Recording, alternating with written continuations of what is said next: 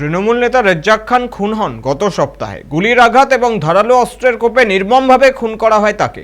ঘটনার পর থেকেই পরিবারের শোকের ছায়া।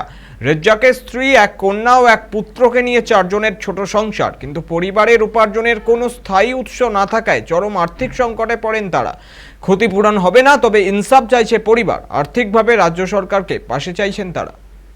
খবরের শিরোনামে ভাঙড়, রাজ্য রাজনীতি উত্তাল, তরতাজা প্রাণ চলে গেল, একটা মায়ের কোল খালি হয়ে গেল, একটা ছোট্ট শিশুর উপর থেকে ছাদ চলে গেল।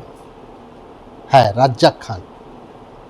আমরা আজকে একেবারে সেই ভাঙড় বিজয়গঞ্জ বাজার, যেখানে এই মর্মান্তিক ঘটনা হয়েছে রেজ্জাক খানের বাড়িতে। একেবারে তরতাজা, সকলের প্রিয়, শুধু গ্রাম নয়, এলাকা নয়, পুরো ভাঙড়ের প্রিয় হয়ে উঠেছিল রেজ্জাক খান। তাই হয়তো অনেক মানুষের সহ্য হয়নি।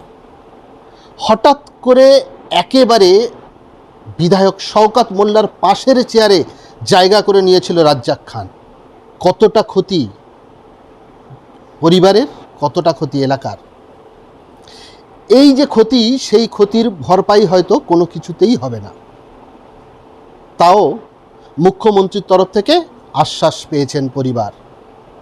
কি পেয়েছেন, কতটা ক্ষতি হয়েছে, আমরা একটু শুনে নেব একেবারে রেজ্জাক খান স্ত্রীর কাছ থেকে কি বলছেন তিনি। এই ক্ষতির তো কোনো কিছু দিয়েই ভরপাই হবে না, তবুও কতটা ক্ষতি আর মুখ্যমন্ত্রীর কাছ থেকে কতটা আশ্বাস পেয়েছেন? মুখ্যমন্ত্রীর কাছ থেকে আশ্বাস পেয়েছি আমাকে একটা চাকরি দেবে, যাতে বাচ্চাদের মুখে আমি আহার জোগাড়তে পারি। এটাই, এছাড়া আর কি বলবে তিনি, বা কি বলবে, আর কত ক্ষতিপূরণ তিনি দেবে। পুলিশ তদন্ত করছে, 7জনকে আজ পর্যন্ত গ্রেপ্তার করে ফেলেছে। কি দাবি চাইছেন, কি দাবি তুলছেন সরকারের কাছে? সরকারের কাছে এটাই দাবি, ফাঁসি ফাঁসি ফাঁসি। সরকার যেন এই কেসটা নিয়ে ভালো করে, মানে কঠিনভাবে ওদের শাস্তি যাতে দেওয়া যায় সেটা তদন্ত করে, আর সেটাই যেন কেস ফাইল করে। ছোট্ট ছোট্ট বাচ্চা, ছোট্ট ছোট বাচ্চা, ওদের মাথার উপর থেকে ছাদ চলে গেল, ওরা এতিম হলো। আজ যাতে কেউ এতিম না হয় সেটা যেন সরকার মাথায় রাখে। এবং মহামান্য আদালতের কাছে আমার এটাই আবেদন যে এই ধরনের ক্রিমিনালদের যেন আর ফেরত না দেয়, ওদের যেন ফাঁসি দেয়। কারণ ওরা বাড়ি এসে মাথা উঁচু করে বেড়াবে, আবার কাউকে ক্ষতি করবে। এই ধরনের ক্ষতি যেন আর না হয় মানুষের, এই ধরনের ক্ষতি যেন মানুষের না হয়। যারা এই ক্রিমিনালদের অবশ্যই ফাঁসি দেওয়া দরকার। ফাঁসি দিলে, এই আমি বিধবা হয়েছি, আমি কিছু না হলেও একটু শান্তি পাবো।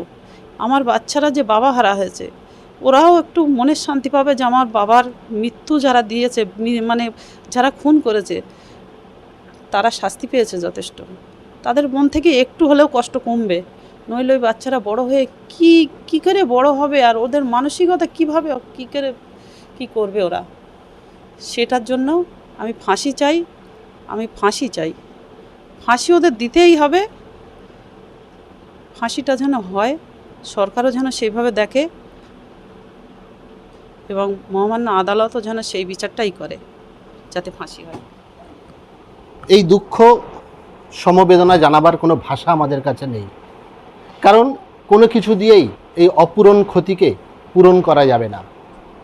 যিনি যাওয়ার চলে গেছেন, তবে পরিবারের তরফ থেকে একদম কঠোরভাবে তাদের শাস্তির দাবি তোলা হয়েছে, যাতে আর কোনো মায়ের কোল এইভাবে খালি না হয়ে যায়, আর কোনো বাচ্চা অনাথ এতিম না হয়ে যায়। পরিবারের তরফ থেকে সরকার এবং আদালতের কাছে একটাই দাবি, শুধু ফাঁসি, ফাঁসি আর ফাঁসি, যাতে আগামী দিনে এই রকম ঘটনা ঘটাবার আগে এই সমস্ত আসামিদের মনে চিহ্ন রেখে যায়, দাগ কেটে যায়। 10 বার নয়, 100 বার নয়, 1000 বার তাদের ভাবতে বাধ্য করে এই যদি ফাঁসি হয় তাদের, এবং একটু হলেও পরিবার কিন্তু স্বস্তির নিঃশ্বাস ফেলবেন। ভাঙড় থেকে জাহেদ মিস্ত্রি, সময়, কলকাতা।